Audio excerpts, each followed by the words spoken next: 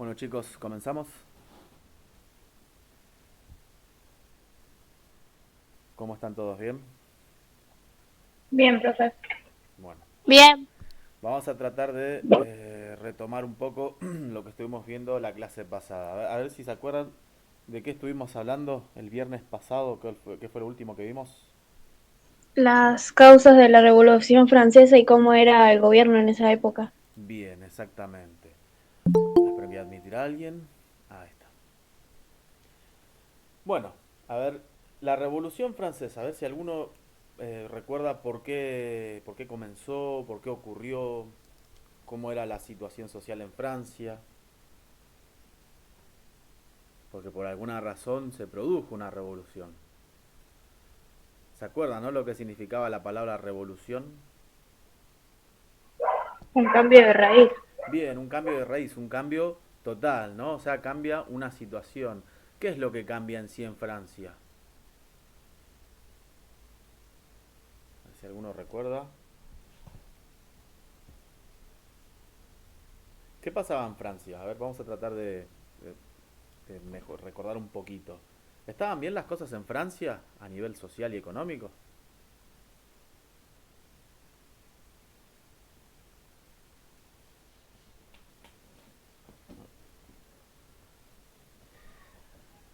A ver quién puede No. contestar. Antes o después de la crisis, está preguntando, profe. Digamos, antes y durante la crisis, ¿qué estaba pasando en Francia? O sea, porque por alguna razón estalló una revolución, ¿no? Hubo un gran movimiento que va a comenzar en un lugar y después se va a extender a todo el país.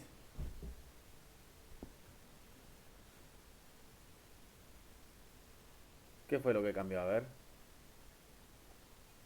O sea, ¿estaba todo bien en Francia lo que estaba pasando? O sea, había conflictos. bien, y a ver, ¿y qué clase de conflictos había en Francia? ¿En torno a qué? O sea, ¿qué estaba pasando? Traten de recordar a ver las causas que estuvimos hablando. De que había un monarca absoluto. Bien, eso por un lado, ¿no? Había un monarca absoluto. ¿Se acuerdan qué significaba que haya un monarca absoluto? O sea, ¿qué características tenía ese rey con poder absoluto, ¿no? Porque por algo se lo llamaba monarca absoluto. Era elegido por Dios y por lo tanto lo que él hacía era indiscutible y él podía hacer lo que él quería. Exactamente. Bueno, estaba esa idea, ¿no? De que se decía que él era elegido por Dios. O sea, y obviamente para eso él tenía un apoyo de ciertas clases, ¿no? Y bueno, tal como mencionó la compañera, el monarca al ser absoluto podía sancionar leyes, pero si quería no las cumplía. ¿Qué sectores sociales apoyaban al rey para conservar ese poder, ¿no? O sea, había grupos de personas que lo apoyaban, que se mantuviera en el gobierno. Profe, Sí, salí de la clase y volví a entrar porque se me había cortado el internet. está bien, no hay problema, no hay problema. Este, estábamos comentando recién el tema de la revolución, ¿no? O sea, acá la compañera Aramí mencionó el tema de que había un monarca absoluto y que él era elegido por Dios, se decía. Que entonces, como era elegido por Dios, podía hacer lo que él quería, ¿no? Incluso sancionar leyes, pero él no las cumplía, porque él era el elegido de Dios. ¿Había grupos que apoyaban al rey? O sea, ¿había algún sector de la sociedad que, que estuviera de acuerdo con ese absolutismo? ¿La iglesia ¿Puede ser los cuenta? Privilegiados? Bien, la iglesia es uno, y ahí vos mencionaste los privilegiados. La iglesia Ahí está está. dentro de los privilegiados. ¿Qué otro grupo estaba también dentro de los privilegiados? Los nobles, el Los rey, el no. clero. Exactamente. Los nobles, bueno, el clero es la iglesia, ¿no? ¿En qué sentido eran privilegiados los nobles y el clero? ¿Esos eran que no pagaban impuestos? Exactamente, no pagaban impuestos, ¿no? O sea, y tenían cualquier tipo de privilegio que les daba el rey, ¿no? Por ejemplo, los nobles, además de no pagar impuestos, ¿qué otras funciones cumplían en Francia? Además de, esa, de no tener que pagar ninguna clase de obligación. ¿De qué se encargaban ellos esencialmente? A ver, Leandro, ¿vos te acordás qué otra función tenían los nobles, además de no, o sea, de tener el privilegio de no pagar impuestos? Pregunto ahora porque tengan en cuenta que después voy a preguntar estas cosas, ¿no? Sí. Sí, Leandro, ¿estás ahí? ¿Se acuerdan la pirámide esa? Esa pirámide que estaba dividida como en clases. Sí, Bueno, los nobles estaban adentro de esa pirámide social, ¿no? En el pasado, en la Edad Media, ellos luchaban, pero bueno, además de luchar, tenían otra función, digamos. ¿No? ¿De qué se encargaban? ¿Para qué los llamaba el rey? ¿Alguno por los recuerda? altos cargos del gobierno. Exactamente, ejercían la función pública o política, o sea, solamente ellos podían ejercer esa función. La iglesia, bueno, tenía la función de ser los que velaban por los fieles, digamos, pero ya venía siendo una institución cuestionada desde la Edad Media. ¿No? Y después, ¿qué otro grupo? ¿Cuál era el último grupo que se encontraba dentro de esa sociedad?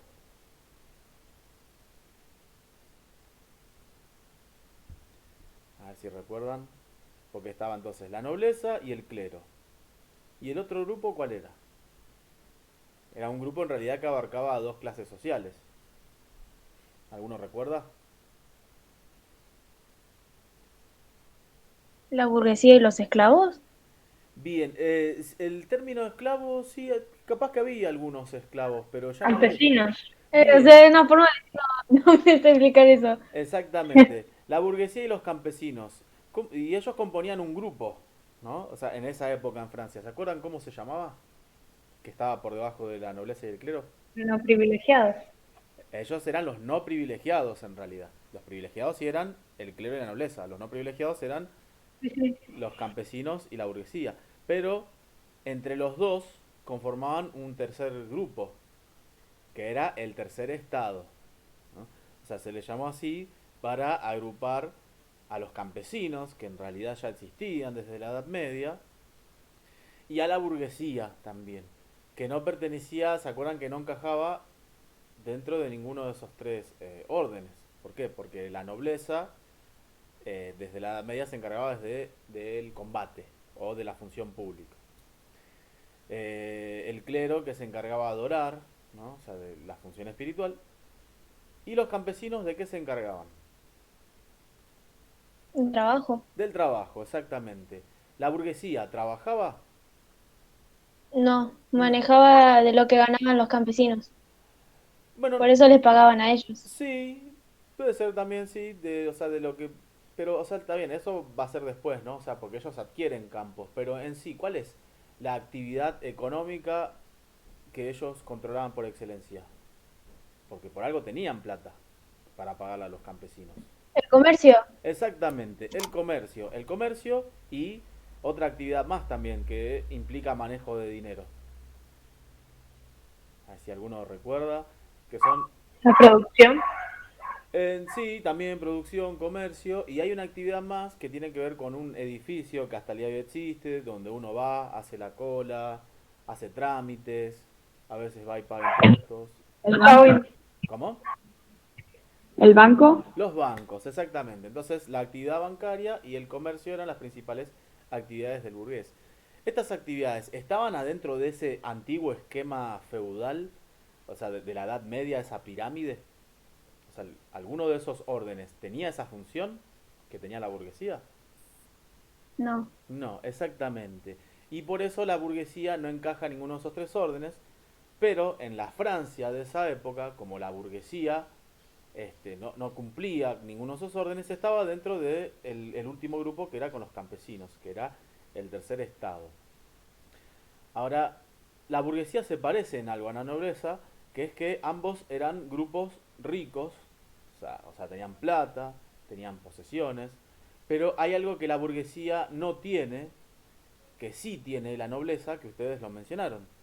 ¿Qué era lo que le faltaba a la burguesía que la nobleza no tiene? Que no pagaban impuestos.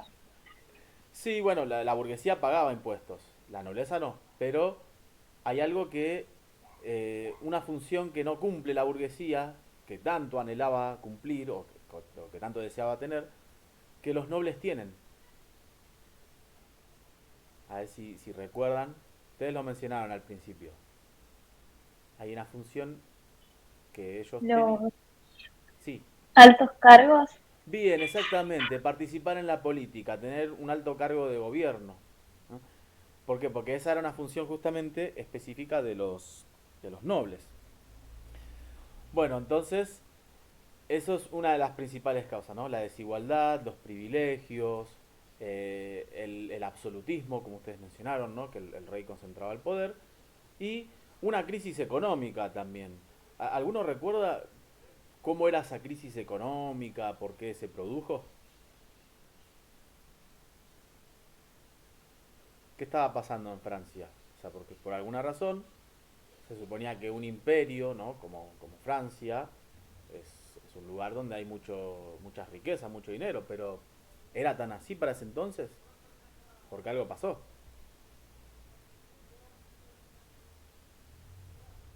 A ver, ¿qué les parece a ustedes? Díganme, a ver, ¿por qué creen que se produjo la crisis en Francia? Porque aumentaban los precios de los productos. Bien, los precios, ¿de qué productos principalmente? Los alimentos, que era el pan, ¿no? Que lo vimos la Muy clase bien, pasada. exactamente, de los alimentos. Saben que la primera necesidad del ser humano es comer. Y en Francia el pan es uno de los, digamos, de los productos alimenticios más importantes. Incluso hasta el día de hoy se considera como algo, por decir de alguna manera, sagrado o importante el consumo de pan. Y también tiene que ver con las cosechas, ¿no? O sea, en el campo no había producción, entonces al haber poco alimento porque hay poca producción, los precios se disparan. Bien, cuando se produce la convocatoria de los estados generales, ¿no? Que eran reuniones que el rey convocaba, ¿no? En el pasado, en realidad no convocaba hace mucho tiempo, ¿no? Pero ahora decide llamar, ¿no? A los estados generales, que son reuniones donde van representantes de los tres estados. ¿Qué es lo que se propuso para tratar de solucionar la crisis? A ver si alguno recuerda. ¿Cómo ¿El buscaban? votar? Bien, sí, antes de votar, ¿no? O sea, porque había que votar, ¿no? En No los estados generales. aumentaban. ¿Cómo? ¿No era que aumentaban? ¿Aumentaban qué? ¿Qué se propuso? ¿Aumentar qué? Los impuestos. Bien, aumentar los impuestos. Y obviamente si aumentaban los impuestos, ¿quiénes iban a pagar esos impuestos que iban a aumentar? Los campesinos, Exactamente, los campesinos y ¿quién más? burgueses. Y los burgueses, exactamente. ¿Por qué? Porque se les iba a ocurrir, o sea, esa idea, ¿a quién se le ocurrió más que nada? De que aumenten los impuestos para que sigan pagando los campesinos y la burguesía. ¿Al rey? Bien, al rey y a los que lo apoyaban, ¿no? O sea, al clero y también a la nobleza. Acuérdense que ellos eran los privilegiados, digamos, de alguna manera los acomodados de la sociedad, porque ellos estaban mantenidos por la burguesía y por los campesinos, que eran los que pagaban. Ahí mencionaron lo de votar, ¿no? O sea, lo de decidir. ¿Cómo fueron las propuestas de voto? ¿Qué tipos de propuestas de voto había para Hay uno decidir? por estado y por cabeza. Bien, por estado y por cabeza. A ver, si se decidía por estado, ¿no? ¿Cómo era el sistema de votar el tema del aumento de impuestos? ¿Qué- ¿Cómo era la votación por estado? A ver si recuerdan cómo era el tema de la votación por estado. ¿Cuántos estados había entonces? O sea, estado se refiere a clases sociales, ¿no? En ese momento en Francia. ¿Cuántas eran las clases sociales? Sociedad, política, economía. Ay, no me No, creo. me refiero más que nada a los grupos sociales, ¿no? O sea, ¿cuántos grupos sociales había en Francia? ¿Cuatro? En realidad tres, porque el rey tenemos que ponerlo dentro de la nobleza, ¿no? Entonces había tres estados, o sea que ¿cuántos votos había? Si hay tres estados, o sea, si hay representantes de los tres estados, ¿cuántos? Tres.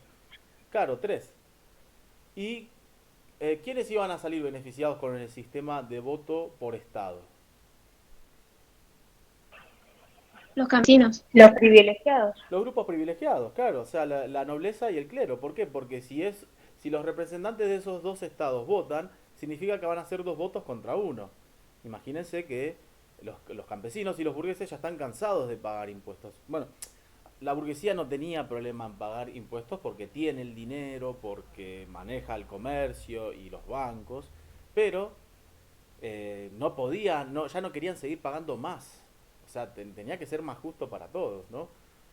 Y después el otro sistema de voto, ¿cuál era? Además del voto por estado, que recién mencionaron. Por cabeza. Bien. Y en el voto por cabeza, eh, ¿qué posición triunfaría? O sea, ¿a quién beneficiaría más el voto por cabeza? A los Los burgueses no y a los campesinos. privilegiados. Ahora sí. Bien, a los burgueses y a los campesinos. ¿Por qué? Porque si ellos votaban por mayoría, entonces iban a ganar ellos.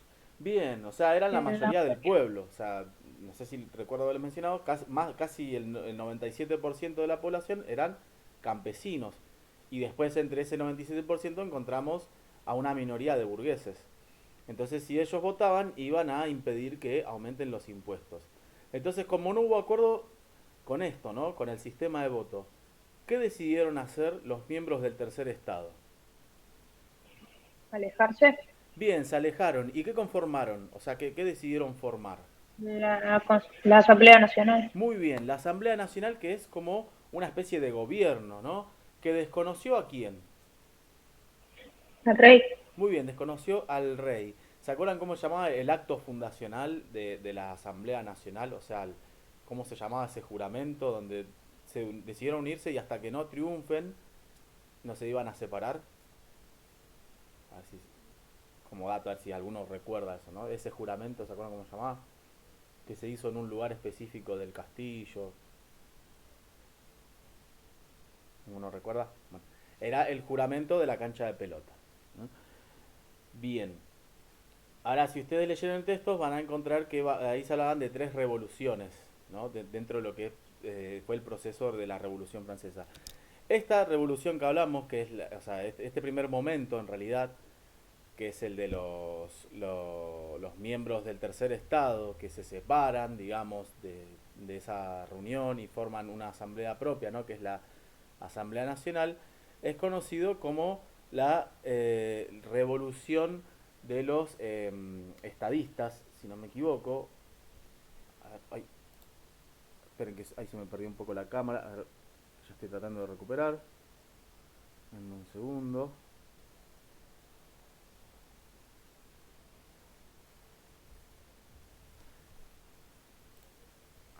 ¿Me ven, chicos? Porque se me... Sí. Ah, está bien. Sí, sí, no pasa que el internet me falla medio un poquito. Bien. Entonces, esta va a ser conocida como la Revolución de los Diputados, o sea, por los miembros del tercer estado que se habían encargado del voto. Ahora, si ustedes prestaran atención a los títulos de lo que tenían que leer, ¿no? De la página 204 y 205, ahí va a hablar de dos revoluciones más dentro de la Revolución Francesa, ¿no?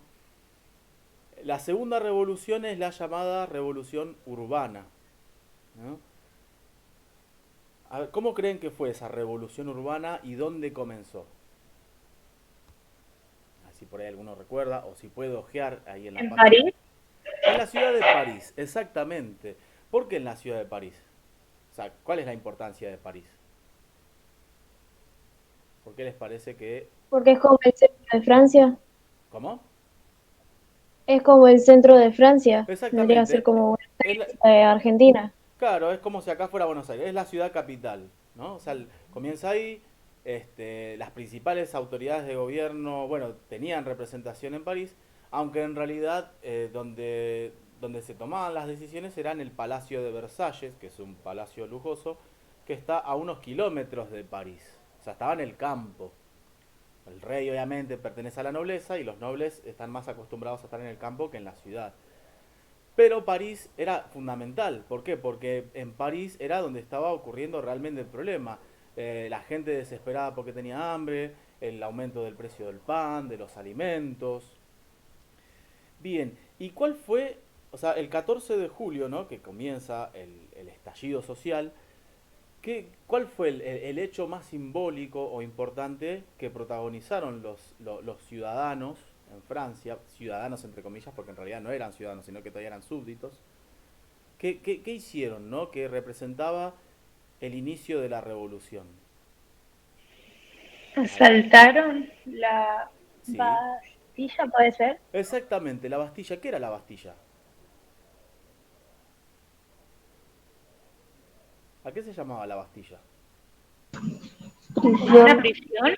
Exactamente, era una prisión política, ¿no? ¿Y quiénes iban a la Bastilla, no? ¿Quiénes iban a parar a la Bastilla?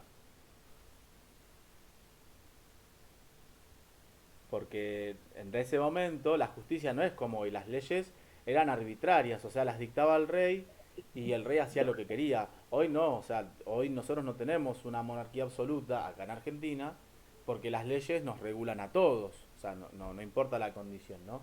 Los Pero de clase alta, si los de clase alta iban ahí a la prisión, ¿a ustedes les parece que los de clase alta iban a esa prisión? no. Va, No, por, los campesinos.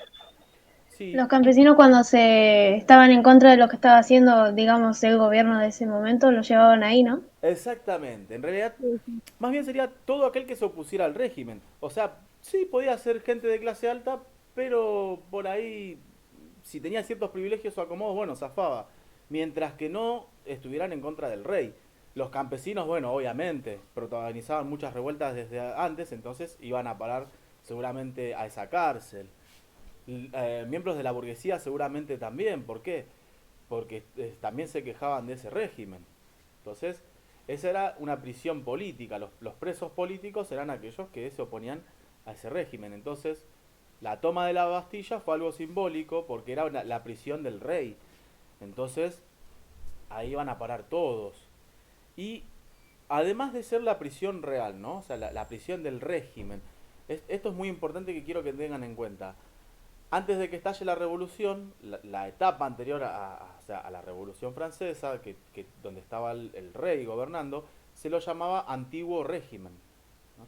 Entonces, eh, esa prisión que representaba al antiguo régimen, o sea, representaba a los privilegiados, ¿por qué también era un lugar estratégico que tomaron los revolucionarios o la gente que tomó esa prisión, ¿no? O sea, los campesinos y los miembros de la burguesía?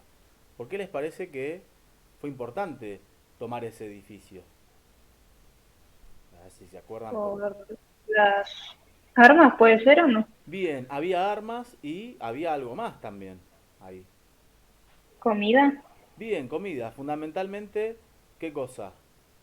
pan, Bien, pan trigo. y granos de trigo. ¿Por qué? Porque nosotros con el trigo podemos producir pan.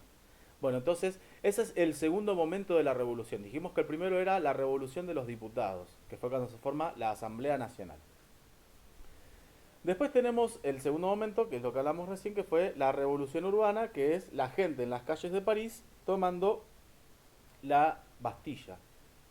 Y por último, bueno, si leyeron la página de hoy, o si estuvieron leyendo, si no me equivoco es la página 206, hay una tercera revolución, entre comillas. ¿Cuál es la tercera revolución? La campesina. Bien, a ver, ¿y la revolución campesina cómo era? O sea, ¿qué estaba pasando?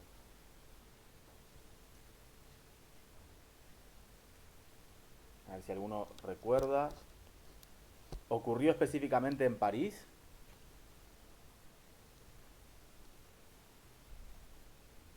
Si dice campesina, ¿dónde ocurrió? En el campo. En el campo, exactamente. Y ese movimiento campesino recibió un nombre.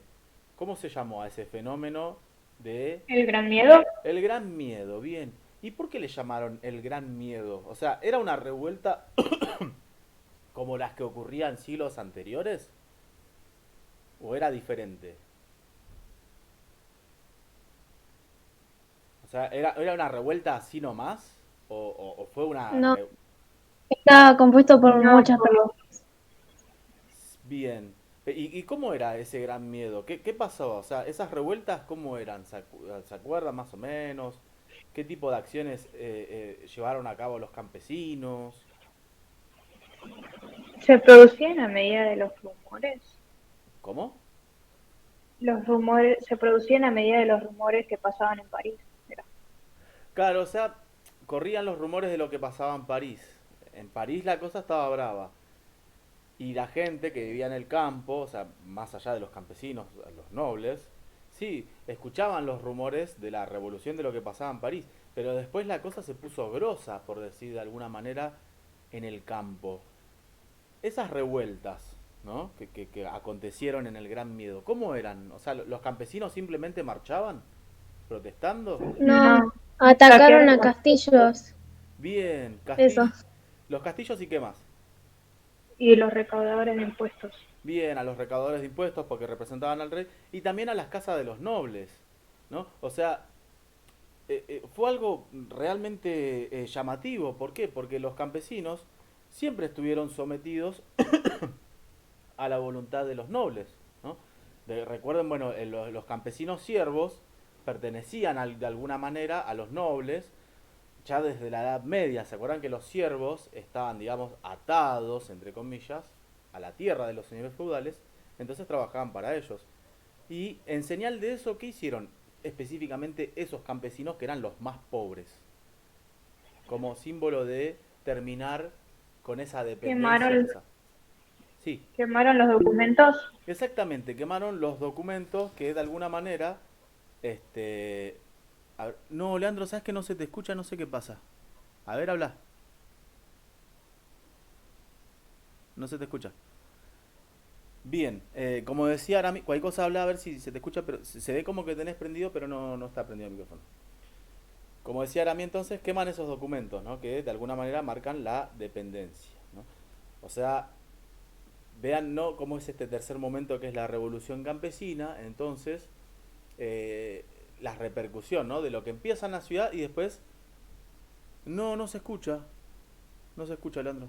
Qué raro. Yo encima no te tengo silenciado. Sí veo que tenés como el micrófono prendido, pero no se te escucha. Capaz que es tema de la computadora o del celu, no sé en qué estás en la reunión. Fíjate, capaz que puede ser.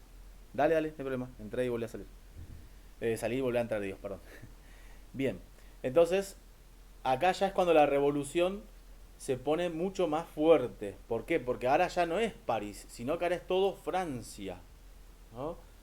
O sea, la revolución en sí, ¿no? Si ustedes tuvieran que decir, eh, ¿quién encabezó realmente todo el movimiento o todo el proceso? O sea, ¿quiénes fueron los ideólogos de la revolución? Los campesinos. Los campesinos podríamos decir que eran los que este, pusieron el cuerpo. Ahora se me escucha, profe. Ahora sí, Leandro, ahora sí se escucha perfectamente. Dale. Los campesinos eran los que ponían el pecho a las balas, por decirlo de alguna manera, ¿no? Iban al frente. Pero los actores intelectuales me refiero a aquellos en que alentaban a los campesinos a atacar la ciudad, a rebelarse contra los señores. Pero específicamente, si quiénes eran los que realmente planificaron todo, que ya venían influidos por las ideas de la ilustración, no sé si se acuerdan el tema de la división de poderes, de la democracia. ¿Quiénes eran La realmente? Asamblea Nacional. Y la Asamblea Nacional estaba compuesta por quiénes específicamente.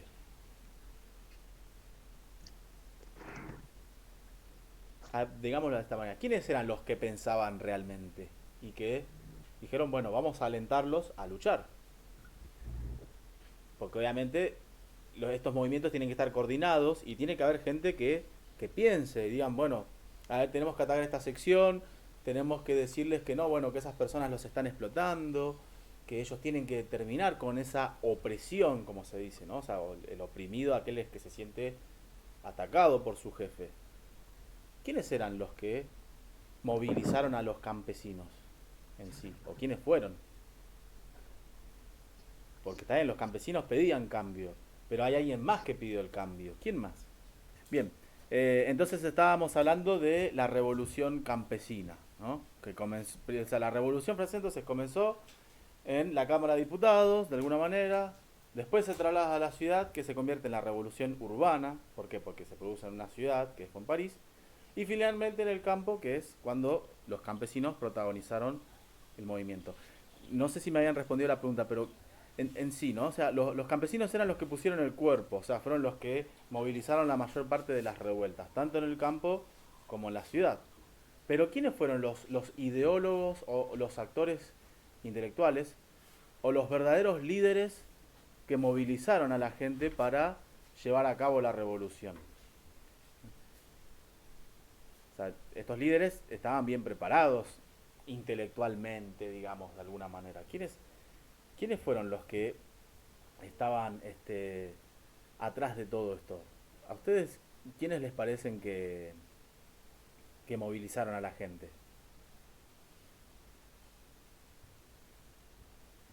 ¿Alguno tiene idea? A ver, ¿había algún líder campesino en sí que movilizara a la gente?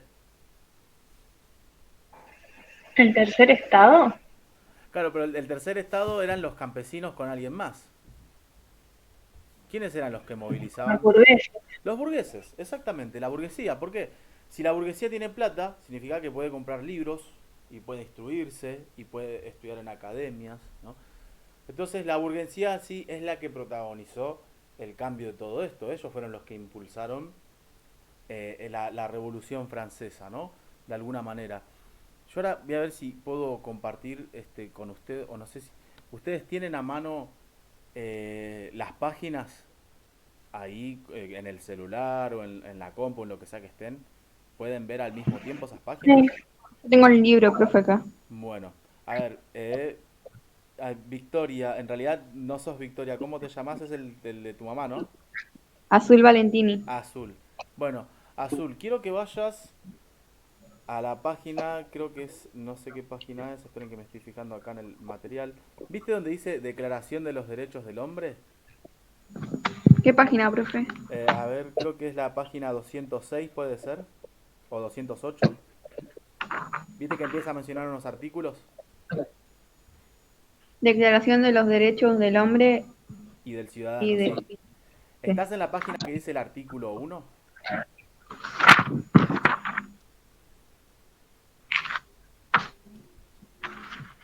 No entendí. Creo que es la 19ª página. Esa es la Declaración de los Derechos del Hombre, hay unos artículos, dice artículo primero, artículo segundo, ¿pudiste encontrarlo? Ah, yo te La estoy... página que tengo yo es 208, profe. Ah, está. A ver, quiero que leas Artículo 1. el artículo 1. Sí. Ah, está en la página Profe, 209, creo. Ah, profe, 208. Sí, sí.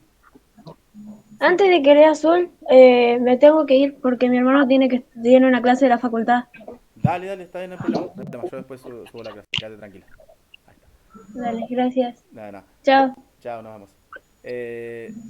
Azul, entonces. A ver, quiero que leas el artículo 1. Vamos a hacer un análisis, un breve análisis y con esto finalizamos la clase, ¿no? ¿Qué dice Los hombres y pertenecen libres, iguales en derechos. Las distancias sociales solo pueden fundarse en la utilidad en común. Bien, entonces dice que los hombres nacen y permanecen libres e iguales, ¿no? Presten atención a eso, libres e iguales. ¿Qué cambia con respecto a la etapa anterior? Porque dice, nacen y permanecen libres e iguales. ¿Qué cambio les parece que hubo acá? Y antes, si nacías campesino, seguías siendo campesino. Si nacías del clero, eras clero y así no podías cambiar Claro, y aparte antes que había, por ejemplo, ¿qué tenían algunos que muchos no tenían? derechos. Sí, pero más que derechos, por ejemplo, porque yo soy tal, entonces puedo hacer esto. ¿Cómo se llama eso? Cuando tengo permitido hacer algo, pero a los otros no se les permite. Tengo ciertos qué. Un privilegio. Exactamente. Entonces, si todos somos iguales, ¿qué significa eso? Todos nacemos Que iguales y todos libres. tenemos los mismos privilegios. Exactamente, los privilegios se terminan, ¿no? O sea, acá dejan de existir los privilegios. Y acá dice que todos también somos iguales, ¿no? O sea, a nivel ley, ¿no? Jurídico, ¿importa el estrato social al que vos pertenezcas, de acuerdo con esto? No. No, exactamente. ¿Por qué? Porque la ley va a ser igual para todos, ¿no? Entonces, fíjense eso, ¿no? Acá hay una cosa importante que dice, las distinciones sociales solo pueden fundarse en la utilidad común. O sea, ¿qué quiere decir esto? Quiere decir que, está bien, las diferencias sociales existen, pero existen ¿por qué? Por el tema del progreso, ¿no? O en aquello que es utilitario para las personas que implique progreso económico, ¿no? El trabajo, el comercio, ¿no? Eso es lo que nos puede distinguir socialmente uno del otro, ¿no? Las personas que piensan esto, ¿no? Los llamados liberales, van a decir, no, bueno, el que es pobre porque quiere, y el que es diferente del otro porque tiene dinero es porque progresó, ¿no? Entonces digamos que se ajusta un poquito a eso, ¿no? Después, a ver, otro artículo. Voy a leer el artículo 4. Dice, la libertad consiste en poder hacer todo aquello que no perjudique a otro. Por eso, el ejercicio de los derechos naturales de cada hombre no tienen otros límites que los que garantizan a los demás miembros de la sociedad el goce de estos mismos derechos. Tales límites solo pueden ser determinados por la ley. A ver, ¿qué les llama la atención de este artículo? Si tuviéramos que relacionarlo con la época anterior a la revolución. ¿De qué está hablando acá este artículo?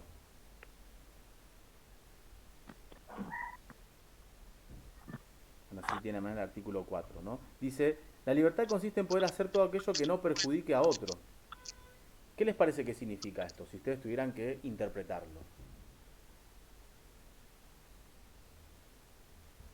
O sea, acá lo que quiere decir es que todos somos libres, pero, ¿qué pasa? Somos libres, pero ¿qué?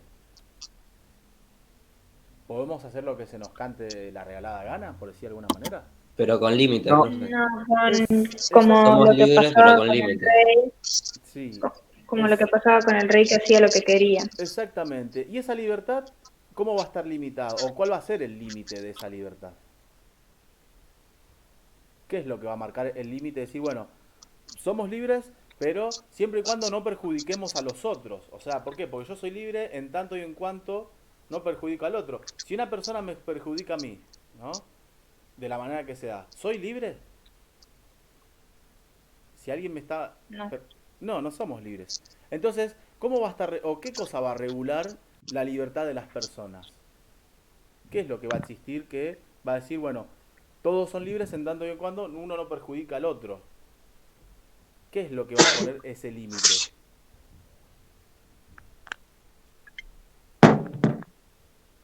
A ver, si ustedes prestan atención de vuelta a ese artículo, ¿no? ¿Qué cosa va a decir uno? Bueno, está prohibido perjudicar a la persona haciendo esto, no se puede hacer lo otro, esto está permitido, pero esto no.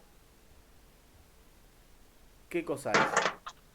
El artículo dice ahí la ley, o sea, el derecho, ¿no? O sea, se van a sancionar leyes, pero esta vez estas leyes las va a decidir el rey. No. No. ¿Quiénes las van a decidir?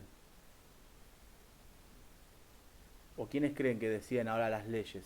O sea, ¿quiénes son los que van a decir, bueno, esto está bien, esto está mal? ¿Quiénes el les parece? presidente. ¿Cómo? El presidente. Bien, bueno, en esa época, digamos, todavía no existía el presidente, pero el presidente es un representante, ¿no? Como los funcionarios. ¿Y a quiénes representan esas personas que están en el gobierno?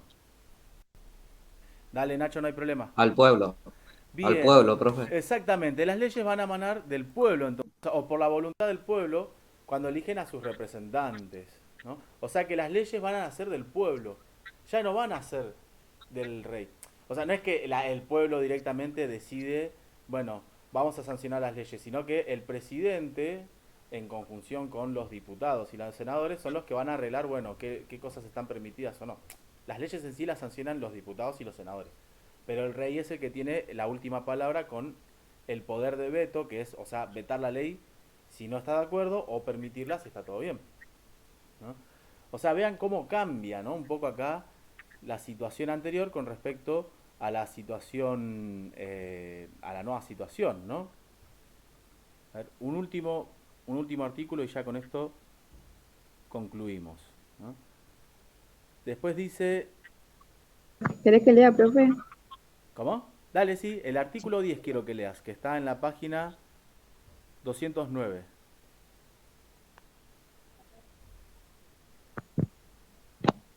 Nadie debe ser incomodado por sus opiniones, inclusive religiosas, condiciones de que su manifestación no perturbe el orden público y establecido por la ley.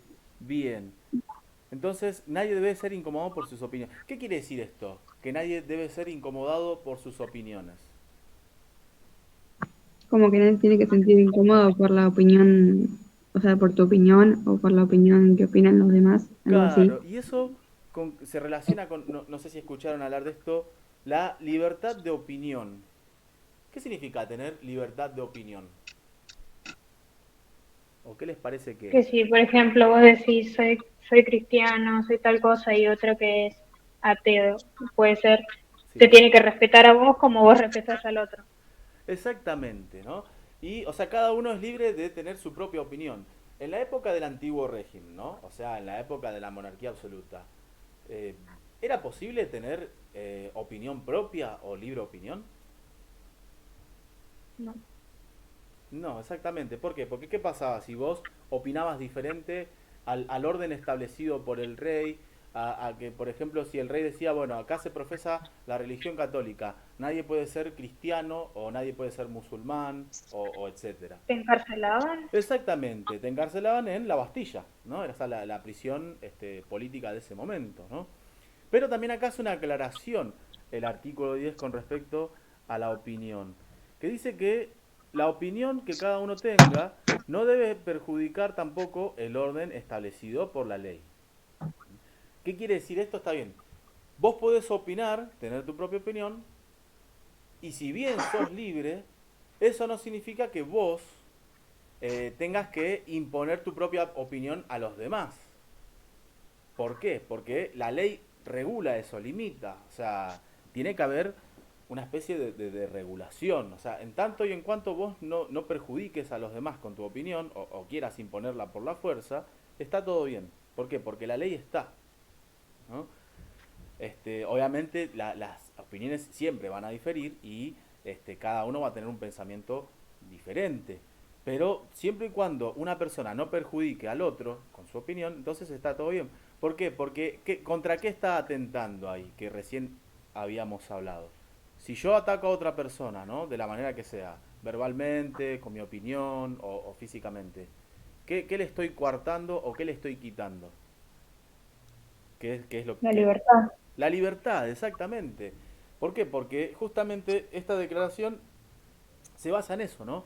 En principio en la igualdad de todas las personas y en la libertad, que era lo fundamental, era algo novedoso para la época. ¿Por qué? Porque en la época del rey no existía la libertad, al menos no para la mayoría de la población, que eran casi todos campesinos, la mayoría eran campesinos y en su minoría había burgueses. Acá se habían terminado los privilegios, dejó de existir también la nobleza, porque se habían abolido los privilegios feudales, y si bien la iglesia seguía existiendo, su poder había sido limitado. Y por último, para concluir, que no sé si habíamos hablado un poco más, esta declaración de los derechos del hombre y del ciudadano, dice, ¿no? Presten atención a ese nombre, del hombre y del ciudadano. ¿Ustedes creen que cualquiera podía ser ciudadano o cualquier persona podía estar alcanzado por la ciudadanía? O sea, para que se entienda, el ser ciudadano es una persona que por haber nacido en un país tiene ciertos derechos dentro de ese lugar que vive, puede hacer tales actividades, puede votar, puede trabajar, ¿no? Eso es ser ciudadano, ¿no? Además de derechos tenés obligaciones, ¿no? Pero cualquiera podía ser ciudadano a pesar de que se sancionó la Declaración de los Derechos del Hombre y del Ciudadano. No. No. A ver, ¿quiénes les parecen que quedaron excluidos de la ciudadanía, ¿no? A pesar de todas estas novedades. Ah, ustedes dijeron que no hay. ¿Por qué? País, ¿Cómo? los que son de otro país. Bueno, eso es obvio. El que es extranjero no va a tener los mismos derechos a menos que se nacionalice. Pero acá había un problema dentro de la misma Francia, porque vos tenés gente que era francesa también, pero no todos eran ciudadanos. ¿Quiénes pudieron haber Los quedado? pobres, ¿Cómo? los pobres, o Es sea, que los pobres en sí, ¿no? realidad también se vuelven ciudadanos. El tema es que, bueno, la igualdad ante la ley no es lo mismo que la igualdad económica. ¿Por qué? Porque la burguesía quería la igualdad ante la ley. O sea, todos somos iguales ante la ley, entre comillas. Pero a la burguesía, que es la clase acomodada y adinerada, por decir de alguna manera, no se le ocurrió nunca la igualdad económica, sino ellos iban a tener que repartir todo el dinero con la gente pobre, con los campesinos. Pero eso no quiere decir que los campesinos no sean reconocidos como ciudadanos. Son ciudadanos también. Pero hay un grupo en particular, no importa la clase social, si es clase alta, clase baja, clase media, que estaba excluido de la ciudadanía, ¿no? De tener derechos, de pensar, de votar. Presten atención al nombre, dice Declaración de los Derechos del Hombre y del Ciudadano. Si me está diciendo eso, ¿quién puede quedar afuera?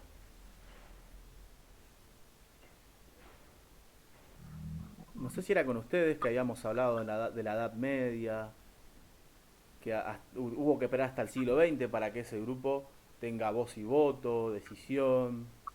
Las mujeres, Exactamente, las mujeres. Es más, si ustedes prestan atención al artículo 1 dice, todos los hombres nacen y permanecen libres e iguales. Es medio confuso para la época, porque uno hoy lo interpretaría y diría que, bueno, hombres es un término general para hablar del hombre y de la mujer, como a decir del género humano. Pero en esa época, en realidad ya es cuando dice hombres, significa que es hombres, ¿no? Las mujeres todavía no tenían esos privilegios, ni siquiera las mujeres con plata. Por ahí no sé si ustedes habrán escuchado, pero en esa época, tanto en Europa, que es un continente muy desarrollado para esa época, como en América o en otros lugares, aún habiendo clase alta, la mujer no tenía privilegios, no tenía derecho, ni voz, ni voto. Incluso las mujeres, creo que lo habíamos conversado, sus padres eran los que decidían el matrimonio de las mujeres, que las casaban a los 12 años, la mujer no podía ir a la escuela, no tenía derecho a estar instruida, no podía opinar de política, ¿no? O sea, la Revolución Francesa tuvo sus luces y sus sombras, por decir de alguna manera. O sea, si tuviéramos que decir las luces, bueno, sería el cambio de un régimen que era un régimen monárquico por uno más democrático, quizás, donde participa el pueblo. Pero las sombras por ahí serían, bueno, que se logra la igualdad jurídica, pero en realidad las clases sociales en realidad se peleaban por ver cómo sería esa igualdad y que no todos los derechos estaban alcanzados para todas las personas, ¿no? Bueno, entonces concluimos con esta clase. No sé si hay alguna duda, alguna consulta que me quieran hacer sobre el tema de hoy o las clases anteriores. Yo todavía no terminé el trabajo, no terminé, o sea, el trabajo que me mandaste para hacer, no lo terminé el de las preguntas. Ahora Está lo bien, voy a hacer. Profe, no hay Y problema, el cualquier otro también. cosita vayan haciéndolo, lo van entregando. O sea, las últimas preguntas que di la clase pasada, Sí, esas. bueno, no hay problema, lo profe, van haciendo y entregan. Sí, sí, Leandro. te quería preguntar cómo hago para poner entre paréntesis mi nombre en el Classroom. ¿Viste cómo me pediste que lo haga? Sí, creo que hay una configuración personal. Yo ahora voy a fijarme y cómo se hace y cualquier cosa subo un video al grupo.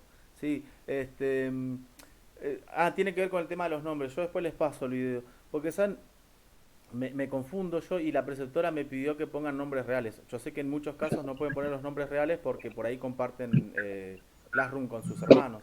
Pero mínimo que aclaren el apellido, de paréntesis, para saber quién es cada uno. Yo tengo un Classroom en mi celular, pero no lo uso. Pero yo estoy en Classroom con mi coso. Con tu nombre que es Azul Valentini. Valentini, pero uso los dos. Cuando no tengo el mío, uso este o el mío. Claro. Bueno, mira, podríamos Yo, hacer esto. Cuando vos entregues actividades, entregalas como Azul Valentini. Después, si vos te querés unir a las clases y querés usar el que estás usando, Mi mamá. Claro, ahí no hay problema. Estaría bueno sí que uses el tuyo para las actividades, para yo saber, bueno, quién es cada uno, Ah, bueno, dale. de ser posible, O ¿no? O sea, sea, creo que los tienen que cambiar desde el mail directamente, puede ser, desde la sí. cuenta. Sí, igual puede ser que sea independiente de Classroom, pero yo después averiguo bien, busco un tutorial y se los paso. Después con respecto al primer trabajo evaluativo, vieron que yo les di la posibilidad, si ustedes quieren mejorar la nota, porque había un punto que solamente permitía elegir una sola opción. Si ustedes quieren, pueden volver a rehacerlo. Creo que les reenvía a todos el formulario para que puedan completarlo con las respuestas que ya pusieron y agregarles las respuestas del punto 2 que son 5 opciones para elegir, si no me equivoco. Les voy a dar un tiempito más para que puedan hacerlo y para aquellos que bueno que no aprobaron todavía el trabajo pueden rehacerlo también para mejorarlo. Así que Profe, a sí, mí me dijiste que estaba bien, pero yo había marcado 3 de 5. Las 3 estaban bien, pero me faltaban una. sí. Eh, ¿Cómo hago? O sea, te lo mando directamente. Dice que habías mandado otra forma para hacer.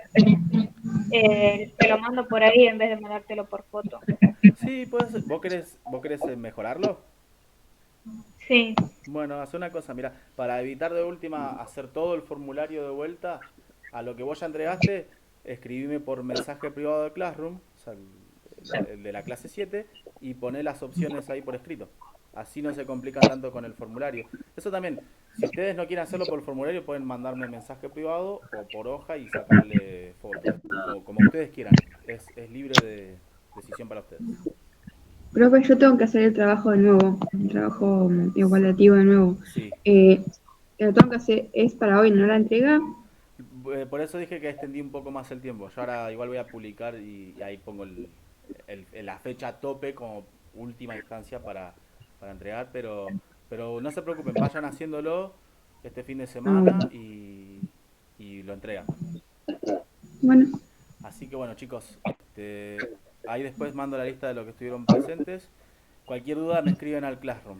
Así que bueno, nos veremos el fin de semana, ¿les parece? Perdón, nos veremos la otra semana. Quise decir buen fin de semana. Así que bueno, igualmente, profe. nos Chao, vemos profe. chicos. Cuídense.